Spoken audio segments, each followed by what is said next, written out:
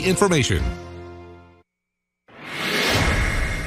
There is no question right now we are in a divided country. Past election made that pretty clear, and continued fights over who we are prove that daily. Whether that's a good thing or a bad thing, whether that can be fixed or not, however, is up for debate.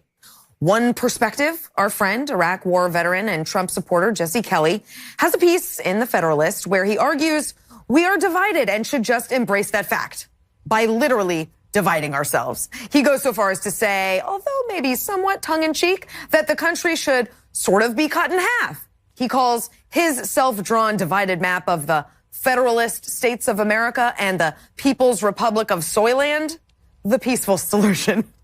Kelly says, in part, this idea of breaking up the country may seem a bit outlandish now, but you won't think so once real domestic unrest comes to your town. Our political disagreements have become a powder keg. On the other side of the equation, my progressive friend, CNN political commentator Sally Kohn. She's got a new book out called The Opposite of Hate, a field guide to repairing our humanity.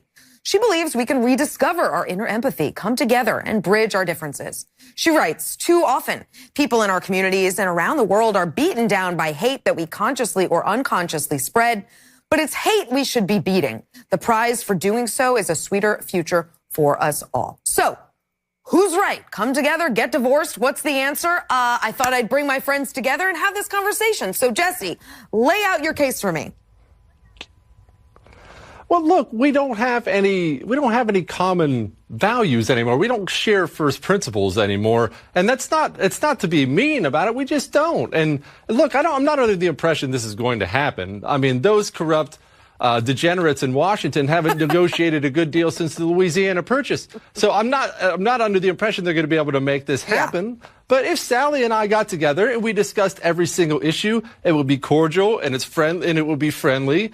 But we would go down every single point, and I would feel one way and she'd feel another way. And I mean, all her ways would be wrong, but we would just never come to an agreement, ever. Sally, you see things differently.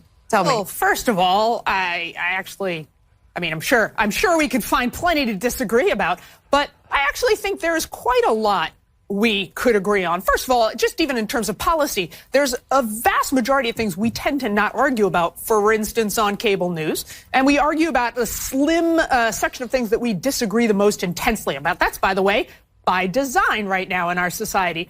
But also, let's be clear, we do agree on principles, I think. Among those principles being unity, but also free speech, free assembly, freedom of religion, right? The idea that we should all be able to live up to our God-given full potential in this country. The idea that out of many, we are one nation. I think we all believe in those. I think we disagree about how we apply those principles, how we carry them out, and to whom they apply right now in America. But I sure as heck hope we all still agree on them. Jesse, I'll let you respond, and then I have a question again. Go ahead. Well, that's the thing. Freedom means different things to different people. FDR talked about all these freedoms. Freedom meaning you have a right to a job. That's not freedom. Freedom means freedom. It means there is not necessarily a safety net, but you can rise as high as you want or fall as low as you want. I think we're lying to ourselves when we think we're almost back together or can come together. Even national tragedies don't bring us together. 9/11 did, but now we have 17 kids get killed in Florida, and before the Broward County Sheriff's Department can stop crying and come out of hiding, the left's already coming for guns instead of talking about the kids and mourning.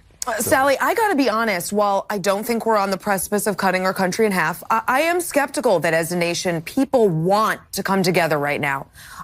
Is there an appetite to bridge those divides? I mean, I try to do it on this show, but I don't see it out there, actually. What's your evidence that people are ready for your message? So I actually have spent a lot of time talking to folks on the left and the right who think that we can have our differences and our disagreements, which I happen to think are what make us great as people and as a nation.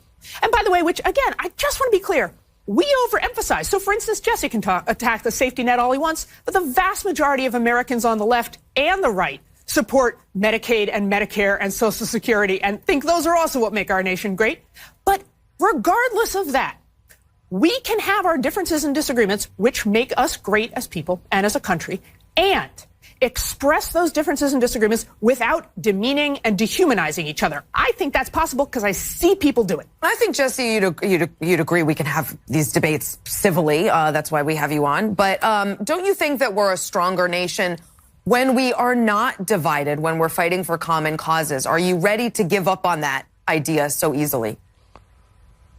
Oh, of course not. And don't get me wrong, I'm not celebrating about this. As I said in the article, there's nothing to celebrate about divorce. No one sees a divorce and starts cheering. Yeah. I just think that there is no common ground. As I said, no, I don't want it to be divisive. I don't want it to be ugly. I don't want some Bernie Sanders supporter to hunt down Steve Scalise and try to kill him. I don't want Rand Paul to get beat up in his front yard. But these things are, as I said in the article, it's no longer a rally in D.C. to protest Vietnam and smoke weed. It is now becoming violent, and it's becoming angry, and it's not just on the street corner. We now have senators that are speaking these radical things. I mean, a senator from California goes on national TV and jokes about killing the president. These are red flags. These are bad things, and I'm telling you, either we can agree to disagree, or I think it's going to be a problem. Sally, I'll give you the last word. Well, I'm sorry, but you're also, of course, ignoring the divisive things that are coming on the right, especially from the very top in terms of President Trump and demonizing Mexicans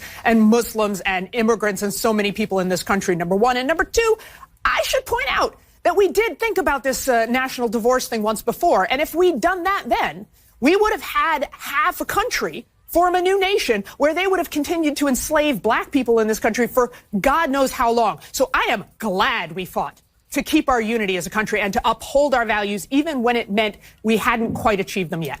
Jesse, Sally, I guess that makes me Raphael. Thanks for joining us and having that great conversation. I do appreciate it. Everyone else, sit tight. We'll have more on this in a minute.